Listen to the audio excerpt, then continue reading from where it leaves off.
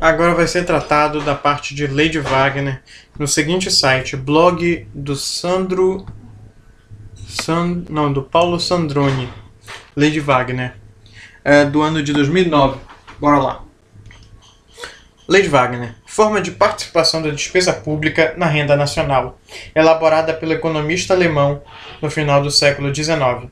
O elemento central desta lei é que o desenvolvimento industrial provoca um aumento da participação das despesas públicas na renda nacional, devido às seguintes causas: o aumento relativo dos custos com a administração pública, a garantia da lei e da ordem e os elementos reguladores de uma sociedade que se industrializa, bens e serviços oferecidos pelo Estado nas áreas de cultura e bem-estar teriam uma elasticidade na renda, na demanda maior do que a unidade. Assim, na medida que a renda aumentasse, a demanda por tais bens e serviços aumentaria mais do que proporcionalmente, pressionando os gastos públicos. A industrialização seria acompanhada pela formação de oligopólios e monopólios, os quais exigiriam um grau maior de controle estatal, o que significaria também o aumento das despesas correspondentes. Embora muitas das economias europeias tivessem apresentado situações em que a despesa do Estado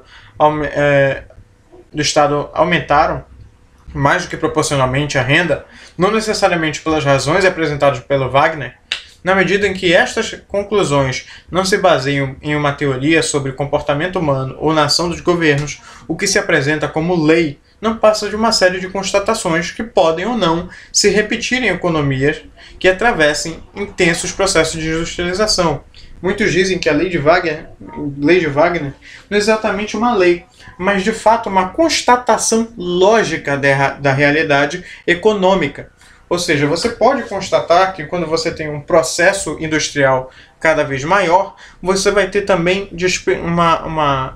um aumento na participação das despesas públicas da renda nacional maior também, entendeu? Porque às vezes o país ele se industrializa, mas ele precisa de empréstimos, por exemplo, ou ele precisa se esforçar para conseguir isso. Mas para ele conseguir essa industrialização, nesse meio tempo, nesse intervalo, o que vai acontecer? Um aumento das despesas públicas, entendeu? Que o Estado, para conseguir industrializar a sua base, ele precisa de fato de certos elementos. E isso, consequentemente, pode trazer, e vai, uma maior participação das despesas públicas. Elas vão aumentar, mas só que, consequentemente, a industrialização no país, o desenvolvimento industrial vai aumentar. Você tem, por exemplo, isso na parte do... Eu acredito que na parte do Getúlio Vargas, né? Você tem também isso na parte do JK, né? Eles deixaram dívidas enormes, mas de fato eles ajudaram, mas também prejudicaram por outro lado, né? E então eu acho que é algo importante de você pensar e parar assim para refletir, porque é uma constatação lógica de fato. Você deve parar um pouquinho e pensar um pouco o que isso significa e o que isso pode trazer de diferente para o nosso Estado e a nossa economia. Tem também o texto deixa eu ver aqui, do Fernando Rezende, Finanças Públicas, capítulo 1, São Paulo, Atlas 2001, da página 15 a 41, em que ele trata também da Lei de Wagner. Ele fala aqui, o Adolf Wagner, estabelecimento de hipóteses teóricas que explicam o processo de evolução do setor público.